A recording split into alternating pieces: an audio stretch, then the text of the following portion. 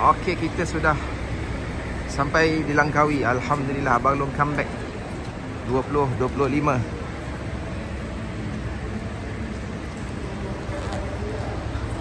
Untuk repeat paper, kita masuk ke pendaftaran Mahsuri Exhibition Center. Tengok kawan-kawan atlet international yang dah sampai. Ini yang belum nak daftar.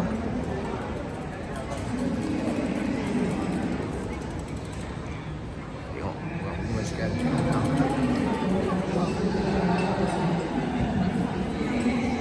Ni esok ada Iron Kid dan lusa hari Sabtu ada Iron Man.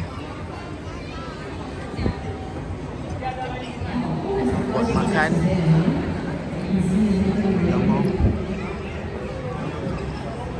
Kita ke pendaftaran macam tahun lepas.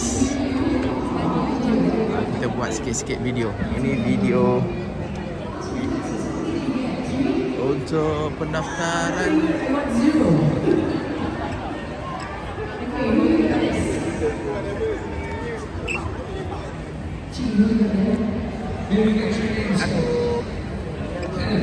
Tempat merchandise.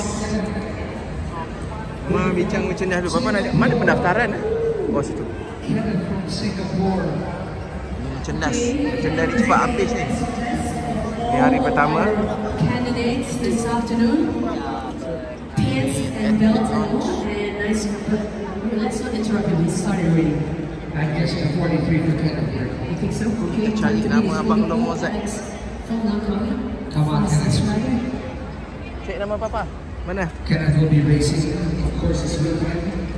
And he's going to be racing in this Pants and belt too. Nama penuh. Jumpa. Nama Papa. Zaz. Nama Abang Long. Ini nama penuh. Zaz. Sepatutnya nak letak Mozart, tapi Iron Man ni dia nama penuh. 40 seconds, 100 meters to go. Ini adalah senarai peserta.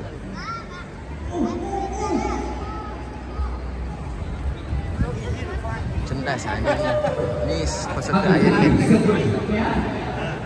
Okey. Ini kita punya pendaftaran. Baru masuk half.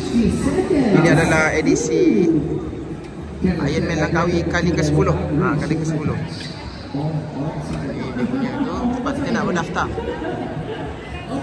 Mana tempat Candidates, good job. daftar mana dia? Tak? Ambil. Oh, di sebelah sana. Okey. Hannah is looking for more competitors here. Tempat-tempat main game. Sorry ni dia orang ada briefing. Okey, pendaftaran sana. Jom, Mama. Pendaftaran dekat sana. Another. Ikut mana kakak? Ikut sana. Ikut sini boleh? Boleh sini? Boleh? Okey, belah sana. Ke sebelah sini. Cantik dia punya tempat Iron Man tu nak ambil. Jadi kita nak pergi ke pendaftaran. Abang Long bawa awak semua nak ni dia punya convention Dewan. Dan kita lalu belakang. Boleh ke lalu belakang? Okey, sambung part 2. Tengok kejap lagi. Sambung.